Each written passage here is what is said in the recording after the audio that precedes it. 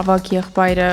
ուղղակի առանց տեղեկացնելու գնացել է պատերազմ։ Եթե Աստված տար եւ եղբայրս վերադառնար պատերազմից,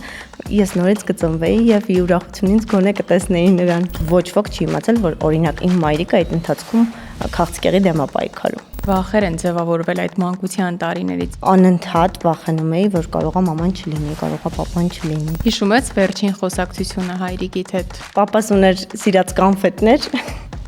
Ես ուղղակի հյուր գնալիս իրենց տուն,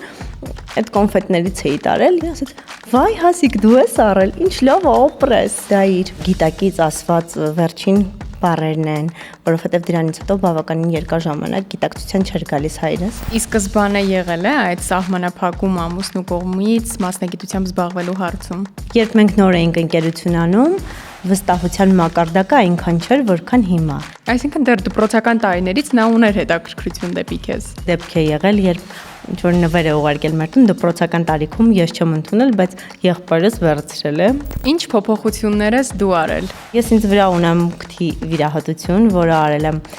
2020 թվականին, ունեցա վթար մեքենայով եւ դրանից հետո արդեն անխուսափելի էր շնչառական իմաստով